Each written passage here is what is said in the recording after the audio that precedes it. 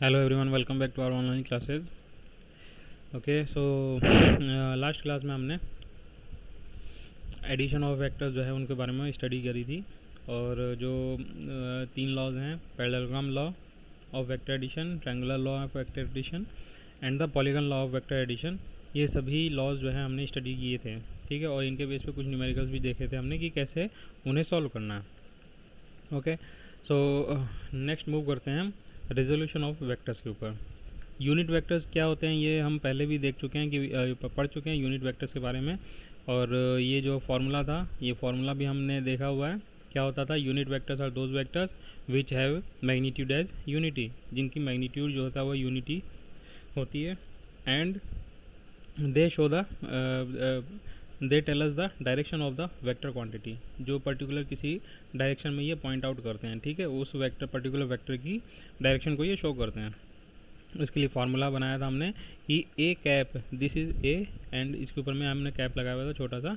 So A cap is equals to vector A divided by mod of A, यानी कि vector A divided by magnitude of the vector quantity, ठीक है। तो यहीं से हम वेक्टर ए को magnitude of A multiplied by unit vector A या ए कैप से मल्टीप्लाई करके हम ले सकते हैं। इसमें हमने कहा था कि ये तो ये जो है ये तो इसका मैग्नीट्यूड है, ठीक है। और ए कैप जो है ये इसकी डायरेक्शन को शो करता है। यहाँ तक हमने आपको बताया हुआ था। जब मैग्नीट्यूड और डायरेक्शन दोनों को कंबाइन कर देंगे तो ये क्या बनाएगा? एक वेक्टर क्वांटिटी जो है ये बनाएगा, एक वेक्टर क्वांटिटी को रिप्रेजेंट करेगा। क्लियर है यहाँ तक? चलिए इसके आगे मूव करते हैं। नेक्स्ट आता है रेजोल्यूशन ऑफ वेक्टर्स। वेक्टर्स का रेजोल्यूशन कैसे किया जाता है? वेक्टर्स जो होते हैं इन्हें हम इनफाइनाइट नंबर ऑफ रेजोल्यूशंस में ब्रेक कर सकते हैं। बेसिकली रेजोल्यूशंस हैं क्या चीज़? रेजोल्यूशंस का मतलब हो गया कि उसे हम डिफरेंट कंपोनेंट्स में ब्रेक कर रहे हैं। डिफरेंट कंपोनेंट्स का मतलब क्या हो गया? अब देखिए, सपोज करिए हमने सबसे पहले रेजोल्यूशंस होता है क्या उनको समझ लेते हैं। तो सपोज़ करिए हमारे पास में दो वेक्टर क्वांटिटीज़ हैं, ये है वेक्टर ए और ये है वेक्टर बी, ठीक है। अब वेक्टर ए और वेक्टर बी दो वेक्टर क्वांटिटीज़ हैं। जब इनका हम रिजल्टेंट निकालेंगे, मैंने मान लिया ये रिजल्टेंट है आर वेक्टर, तो ये रिजल्टेंट होगा कैसे? Vector A plus vector B करके हम इसको रिजल्टेंट की फॉर्म में इसको लिख सकते हैं, vector A plus vector B. Clear है यहाँ तक? अब देखिए, आर वेक्टर को हमने तो लिख दिया ए वेक्टर प्लस बी वेक्टर की फॉर्म में। अब मैं कहूँ ये जो आर वेक्टर है, इसको अगर मैं कहूँ कि ये वेक्टर ए और वेक्टर बी से मिलकर बना हुआ है, तो गलत थोड़ी ना होगा, है ना? सेम चीज़ है। हमने ए वेक्टर प्लस बी वेक्टर किया तो रिजल्टेंट आर वेक्टर मिला। इसी को अपोजिट लैंग्वेज में ये भी कह दिया कि आर वेक्टर जो है वो वेक्टर ए और वेक्टर बी का रिजल्टेंट है, या सिमिलरली वेक्टर ए और वेक्टर बी से मिलकर बना हुआ है। इसी तरीके से हम इसे ये भी कह सकते हैं, ये जो आर वेक्टर है ये वेक्टर ए और किसी थर्ड वेक्टर सी वेक्टर का भी रिजल्टेंट हम कह सकते हैं। हो सकता है, बिल्कुल ज़रूरी नहीं है कि ये बी वेक्टर के बराबर ही हो, ये कुछ भी नया वेक्टर हो सकता है, ठीक है। तो हम कह सकते हैं कि ये ए वेक्टर और सी वेक्टर का भी रिजल्टेंट हो सकता है। तो ये कोई ज़रूरी नहीं है कि आर वेक्टर या जो भी वेक्टर क्वांटिटी है उसके दो या तीन या चार ही हमारे पास में कंपोनेंट्स निकले, ठीक है। इसके कई सारे कंपोनेंट्स हो सकते हैं। हम कह सकते हैं कि आर वेक्टर जो है ये 10 अलग अलग वेक्टर क्वांटिटीज़ थी, इन सब का रिजल्टेंट मिलाकर एक आर वेक्टर बना है। या 100 डिफरेंट टाइप के वेक्टर्स थे, छोटे छोटे अलग अलग, उन सब का रिजल्टेंट जो है वो आर वेक्टर है, ऐसा भी कह सकते हैं। तो कभी कोई पूछे कि भाई किसी एक वेक्टर क्वांटिटी को हम कितने मैक्सिमम नंबर ऑफ कंपोनेंट्स में ब्रेक कर सकते हैं, तो हमारा जवाब होगा इनफाइनाइट, कि किसी भी वेक्टर क्वांटिटी को इनफाइनाइट नंबर ऑफ कंपोनेंट्स में ब्रेक किया जा सकता है। लेकिन अब इनफाइनाइट में तो हम कर नहीं सकते, वहाँ से कैलकुलेशन नहीं सॉल्व होगी, है ना। तो उस केस में हम क्या करते हैं, इन्हें बेसिकली जो इसके जो रेक्टेंगुलर कंपोनेंट्स हैं उनके अंदर हम ब्रेक कर देते हैं। अब रेक्टेंगुलर कंपोनेंट्स क्या चीज़ें? रेक्टेंगुलर कंपोनेंट्स का मतलब हो गया कि सपोज करिए हमारे पास में एक ये है ओ और ये है ए, तो ओ ए एक वेक्टर क्वांटिटी हो गई, ठीक है। अब हमें ये हमने एक्सिस ले लिया, ये ले लिया हमने एक्स एक्सिस और ये ले लिया हमने वाई एक्सिस। अब एक्स एक्सिस और वाई एक्सिस ले लिया, क्या मैं इसे वेक्टर ए को इस टाइप से ब्रेक कर सकता हूँ? ये ओ है, यहाँ से हमने इसके ऊपर एक परपेंडिकुलर डाला, ये मान लो मेरे पास में आ गया ओ एम, और यहाँ से मैंने इसके ऊपर परपेंडिकुलर डाला तो ये मेरे पास मिल गया ओ एन। तो अब मैं ये कह सकता हूँ क्या कि भाई ये देखो, ये जो ओ ए वेक्टर है ये बेसिकली ओ एन वेक्टर और ओ एम वेक्टर इन दोनों का रिजल्टेंट है। इनके बीच में बन रहा है कि नहीं बन रहा है ना? मैं ये कह सकता हूँ कि ये ओ एम वेक्टर और O N vector, O M and O N vector का रिजल्टेंट है ओ ए वेक्टर। ऐसे भी कह सकता हूँ। यहाँ पर इनके बीच का एंगल ओ एम वेक्टर और ओ एन वेक्टर, इनके बीच का एंगल जो है वो 90 डिग्री बन रहा है। तो जब ये 90 डिग्री एंगल बन रहा है तो इस केस में जो ये ओ एम और ओ एन जो वेक्टर कंपोनेंट्स होंगे, इन्हें हम कहेंगे कि ये रेक्टेंगुलर कंपोनेंट्स हैं। ये कौन से कंपोनेंट्स हैं? रेक्टेंगुलर कंपोनेंट्स हैं। लेकिन ये दो ही एक्स एक्सिस और वाई एक्सिस के अलॉन्ग ही डिवाइडेड है, तो इसलिए हम इनको टू डायमेंशनल कंपोनेंट्स या vectors, resolution of vectors in two dimension भी कहते हैं। तो सिंपल से समझ में आ गया कि अगर हमारे पास में कोई वेक्टर क्वांटिटी होगी तो उसको हम कंपोनेंट्स में कैसे ब्रेक करेंगे। तो कंपोनेंट्स में किसी भी वेक्टर क्वांटिटी को ब्रेक करना है तो सिंपली हमें दो काम करने पड़ेंगे। ये ग्राफिकली हम देखते हैं तो ओ ए वेक्टर हमारे पास में एक वेक्टर क्वांटिटी है, इसको हमने एक परपेंडिकुलर यहाँ पे एक्स एक्सिस पर ड्रॉ किया और ए से ही एक परपेंडिकुलर हमने वाई एक्सिस पर ड्रॉ किया। अगर ये ओ ए वेक्टर है, मैं मान लेता हूँ कि इसका जो मैग्नीट्यूड है वो है ए, इसका जो मैग्नीट्यूड है वो हमने मान लिया ए, और ये जो ए है ये हॉरिजॉन्टल के साथ में थीटा एंगल बना रहा है। तो अब हम क्या करें, थीटा एंगल बना रहा है तो उस केस में ओके इधर कर देते हैं। उस केस में मुझे फाइंड आउट करना है ओ एम की वैल्यू और ओ एन की वैल्यू। तो कैसे करूँगा, in triangle O A M, triangle O M के अंदर cos theta is equals to, cos theta कितना हो जाएगा, बेस अपॉन हाइपोटेन्यूज, बेस यहाँ पर आ रहा है O M divided by hypotenuse कितना है ओ ए। तो यहाँ से ओ एम की वैल्यू कितनी हो गई, ये हो गई ओ ए कॉस थीटा, हो गई ना। और ओ ए का जो मैग्नीट्यूड है वो कितना था, ओ ए का मैग्नीट्यूड सिंपली ए के बराबर था, तो हम इसको ऐसे भी लिख सकते हैं ए कॉस थीटा। ठीक है, तो ये हो गया हमारे पास में ओ एम। ये जो ओ एम है ये एक तरीके से, ये क्या चीज़ है, ओ एम जो है एक तरीके से इसका हॉरिजॉन्टल कंपोनेंट है। तो मैं इसको ए एक्स भी लिख सकता हूँ क्योंकि ये एक्स एक्सिस के अलॉन्ग कंपोनेंट है। तो ए एक्स की वैल्यू यानी कि मैं कह सकता हूँ कि ये जो ए वेक्टर था या ओ ए वेक्टर था, इस ओ ए वेक्टर का हॉरिजॉन्टल कंपोनेंट जो है वो ए एक्स वेक्टर है, इसकी वैल्यू हो जाएगी, या वैल्यू का मतलब हो गया इसका मैग्नीट्यूड, इसका मैग्नीट्यूड हो जाएगा ए कॉस थीटा के बराबर। इसी तरीके से अब हम साइन थीटा को कैलकुलेट करें। Sine theta is equals to perpendicular upon base, perpendicular यहाँ पे आ रहा है A M divided by, sorry perpendicular upon hypotenuse का मतलब हो गया ए एम अपॉन ओ ए। अब ये जो ए एम है, ये देखो ए एम ये लेंथ में ओ एन के बराबर है, इसका मतलब क्या हो गया कि इसका जो मैग्नीट्यूड है वो ओ एन के बराबर है। तो उस केस में हम इसको लिख सकते हैं ओ एन अपॉन ओ ए।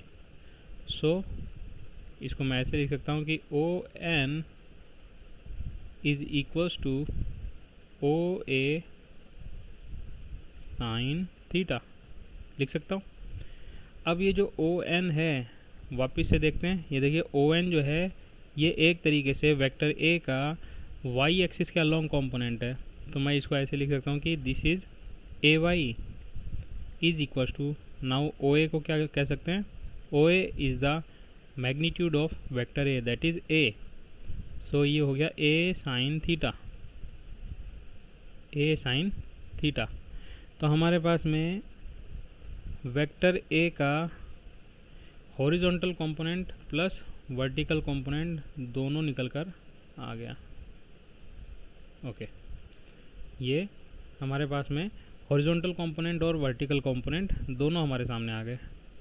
तो इस तरीके से हम किसी भी वेक्टर क्वांटिटी को कंपोनेंट्स में रिजॉल्व कर सकते हैं 2 डायमेंशन के अंदर। ये सिंपली टू डायमेंशन में है, ठीक है, इस चीज़ को याद रखना हमें। तो ये क्या चीज़ है, ए एक्स, जब भी हम इसको हॉरिजॉन्टल कंपोनेंट में ब्रेक करेंगे तो याद रखना ए कॉस थीटा कर देना है, और जब भी इसको वर्टिकल कंपोनेंट में ब्रेक करना है तो हम इसको ए साइन थीटा की फॉर्म में लिख देंगे। यहाँ पर ध्यान देना कि ये जो एंगल है ये हॉरिजॉन्टल के साथ में बना हुआ है। इन केस अगर ये वर्टिकल के साथ बना होता तो हम यहाँ पे थीटा नहीं लेते, उस केस में यहाँ पे इसको 90 माइनस थीटा कर देते हैं, ठीक है, क्योंकि ऑब्वियस है जब इन दोनों के बीच का एंगल 90 डिग्री है, ये एंगल थीटा है, तो इनके बीच का एंगल जो होगा वो 90 माइनस थीटा होगा, ठीक है। तो इस बात का ध्यान रखना है कि कभी भी, अभी ये जो एग्जांपल लिया हुआ है इस एग्जांपल के अंदर हमने एंगल जो है वो थीटा हॉरिजॉन्टल एक्सिस के साथ लिया है। इन केस अगर आपको एंगल वर्टिकल के साथ में दिया होता तो उस केस में अगर ये थीटा होता तो ये सारी की सारी चीज़ें अपोजिट हो जाती हैं। उस केस में ओ एन की जो वैल्यू होती वो ए कॉस थीटा बन जाती, और ओ एम की वैल्यू जो होती वो ए साइन थीटा बन जाती, अपोजिट हो जाता। क्लियर है? चलिए इसी तरीके से अब हम 3 डायमेंशन में भी इसको देखते हैं कि 3 डायमेंशन के अंदर कैसे हम रिजॉल्व करते हैं। ये मैं यहाँ पर 3 डायमेंशन के अंदर एक एक्सिस मैंने बना दी, ठीक है। अब इस एक्सिस के अंदर ये ओरिजिन पॉइंट है, इस ओरिजिन पॉइंट से ये मैंने बना दिया ओ ए, यानी कि ओ ए वेक्टर, या सिंपली ए वेक्टर मैंने इसको बना दिया, ठीक है। अब ये क्या चीज़ है, ये है एक्स एक्सिस, ये है Y axis, and this one is Z axis, ठीक है। अब देखिए यहाँ पे हम सिंपली कोई एक एंगल मान के चल नहीं सकते कि हॉरिजॉन्टल के साथ में थीटा एंगल है तो वर्टिकल के साथ में 90 माइनस थीटा। 2 डायमेंशन में ठीक था, लेकिन 3 डायमेंशन में 3 चीज़ें हैं, तो तीनों एंगल को हमें अलग अलग डिफाइन करना पड़ेगा। तो हमें तीनों एंगल फाइंड आउट करने पड़ेंगे।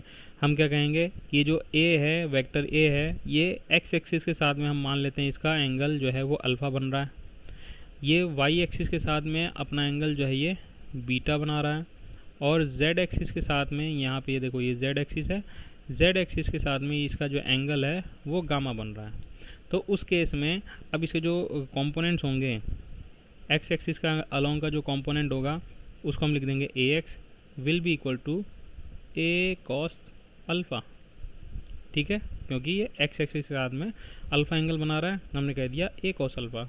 इसी तरीके से इसका y एक्सिस के अलोंग जो कंपोनेंट होगा वो क्या हो जाएगा, that will B A cos beta, and component along the z axis will be A cos gamma. Clear है? तो ये जो ए X A Y A Z की वैल्यू आई है, ए कॉस अल्फ़ा, ए कॉस बीटा, ए कॉस गामा, यहाँ पे ये जो कॉस अल्फ़ा है कॉस बीटा है और कॉस गामा है, ये क्या चीज़ है, इन्हें हम कहते हैं डायरेक्शन कोसाइंस। इन्हें हम क्या कहते हैं, इन्हें हम कहते हैं डायरेक्शंस कोसाइंस, डायरेक्शन कॉस, ठीक है। कोसाइन का शॉर्ट फॉर्म होता है कॉस, तो सिंपली डायरेक्शन कोसाइन। तो अगर कोई पूछे कि आपसे डायरेक्शन कोसाइंस क्या है, तो आप कहेंगे cos alpha, cos beta and cos gamma are the direction cosines. अब ये डायरेक्शन कोसाइंस क्यों कहलाते हैं, क्योंकि जब हम ये जो वेक्टर क्वांटिटी है, इस वेक्टर क्वांटिटी के मैग्नीट्यूड को डायरेक्शन कोसाइंस के साथ में मल्टीप्लाई करते हैं तो वो डिफरेंट डायरेक्शन में उसके कंपोनेंट्स के मैग्नीट्यूड को रिप्रेजेंट करते हैं। यहाँ पे याद रखना मैंने मैग्नीट्यूड को रिप्रेजेंट करने के लिए कहा है। तो इसका मतलब क्या हो गया कि अगर मैं वेक्टर क्वांटिटी को रिप्रेजेंट करना चाहता, मैं यहाँ पे सपोज करो वेक्टर ए को रिप्रेजेंट करना चाहता हूँ यहाँ पे 3 डायमेंशन के अंदर, तो उस केस में क्या हो जाएगा, उस केस में मैं लिखूँगा इसको ए एक्स, ये तो मैग्नीट्यूड था एक्स एक्सिस के अलोंग, है ना, ये ए एक्स जो है हमने मैग्नीट्यूड फाइंड आउट किया है एक्स एक्सिस के अलोंग, और एक्स एक्सिस के अलोंग डायरेक्शन कितनी होती है, डायरेक्शन होती है इसकी यूनिट वेक्टर यानी कि आई कैप के बराबर, तो हम लिख देंगे ए एक्स आई कैप। ये हो गया एक्स एक्सिस के अलोंग वेक्टर क्वांटिटी या vector component, plus Y axis के अलोंग का मैग्नीट्यूड ए वाई हो गया, और जे कैप जो है इसके अलोंग की डायरेक्शन है, वाई एक्सिस के अलोंग की डायरेक्शन है। तो ए वाई जे कैप जो हो गया ये बन गया हमारे पास में वाई एक्सिस के अलोंग वेक्टर कंपोनेंट। इसी तरीके से ए जेड के कैप कर देंगे तो ये हमारे पास में बन जाएगा जेड एक्सिस के अलोंग वेक्टर कंपोनेंट। तो छोटी सी बात है, समझ में आ गई कि अगर हम किसी भी वेक्टर क्वांटिटी को ब्रेक करना चाहते हैं, उसके कॉन्स्टिट्यूएंट में या रेजोल्यूशन में ब्रेक करना चाहते हैं, तो उस केस में हम इसको लिख सकते हैं A X I cap plus A Y J cap plus A Z के कैप। इसी तरीके से ये 2 डायमेंशन में भी अगर हम करना चाहें तो हम यहाँ पे 2 डायमेंशन में हम इसको लिख सकते हैं vector A is equals to A X I cap plus A Y J cap लिख सकते हैं। क्यों लिख सकते हैं इसको ऐसे? क्योंकि इसमें सिर्फ 2 ही कंपोनेंट्स हैं। ए एक्स हो गया एक्स एक्सिस के अलोंग का कंपोनेंट, आई कैप से मल्टीप्लाई कर दिया, उसकी डायरेक्शन से मल्टीप्लाई हो गया तो ये बन गया एक vector quantity, plus A Y Y axis के अलोंग का मैग्नीट्यूड हो गया मल्टीप्लाइड बाई जे कैप, यानी कि उसके जे वाई एक्सिस के अलोंग का यूनिट वेक्टर से मल्टीप्लाई कर दिया तो ये बन गया जे वाई एक्सिस के अलोंग का वेक्टर कंपोनेंट। और जब दोनों को सम कर दिया तो ये बन गया एक रिजल्टेंट, और इनका जो रिजल्टेंट आएगा वो आ गया वेक्टर ए। तो इस तरीके से हम किसी भी वेक्टर क्वांटिटी को कंपोनेंट्स में ब्रेक कर सकते हैं। ये 2 डायमेंशन में था, ये 3 डायमेंशन में है। आ गई बात समझ में?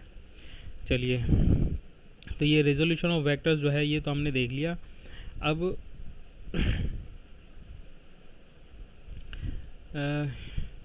इसके अंदर एक चीज़ और, छोटी सी चीज़ और देख लेते हैं।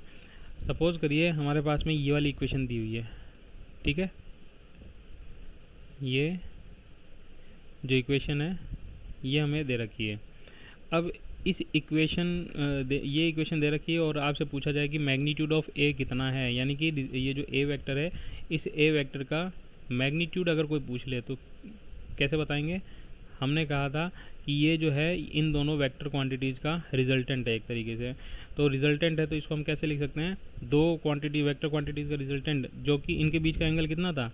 ये ए एक्स है एक्स एक्सिस के अलोंग, और ये ए वाई है वाई एक्सिस के अलोंग, इनके बीच का एंगल है 90 डिग्री।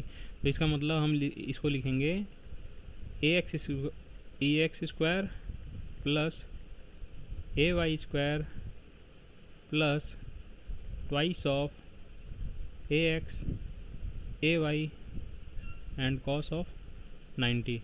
तो कॉस 90 की वैल्यू कितनी होती है? ये 0 हो जाती है। सो वेक्टर ए की जो वैल्यू होगी या मैग्नीट्यूड ऑफ ए की जो वैल्यू होगी that will be equal to A X square plus A Y square. आ गई बात समझ में? तो वेक्टर ए को हम लिख सकते हैं, वेक्टर ए के मैग्नीट्यूड को हम लिख सकते हैं A X under root of A X square plus A Y square. अब सपोज़ करो हमने ये कहा कि ये वेक्टर जो है थीटा एंगल पे इंक्लाइंड है हॉरिजॉन्टल से, तो उस केस में हम इसको लिख सकते हैं इस केस में हम इसको लिख सकते हैं tan theta is equals to A Y divided by A X. तो यहाँ से थीटा की वैल्यू जो है वो भी कैलकुलेट हो सकती है। चलिए, आज के लिए इतना ही काफ़ी है। यहाँ पे हमने इस वेक्टर क्वांटिटी का रेजोल्यूशन कैसे करना होता है वो देख लिया। 2 रेजोल्यूशंस अगर हमें दे रखे हों, एक्स एक्सिस के अलोंग और वाई एक्सिस के अलोंग रेजोल्यूशन दिया हुआ है, तो उससे वेक्टर क्वांटिटी कैसे फॉर्म करनी है वो भी हमने देखा। दोनों को हम सम इस टाइप से सम कर सकते हैं। और अगर इस फॉर्म में दे रखा हो उसका वेक्टर ए का मैग्नीट्यूड पूछे तो हम कह सकते हैं कि under root of A X square plus A Y square, इन दोनों का जब हम सम करेंगे तो इसकी वैल्यू आएगी मैग्नीट्यूड ऑफ ए। और जब टेन थीटा की वैल्यू निकालनी है, डायरेक्शन की वैल्यू निकालनी है, हम निकालेंगे सिंपली ए वाई अपॉन ए एक्स से। ठीक है, तो आज के लिए इतना ही काफ़ी है। नेक्स्ट क्लास में हम इसके आगे की चीज़ें पढ़ेंगे और कुछ एग्जाम्पल्स को सॉल्व करेंगे। Thank you.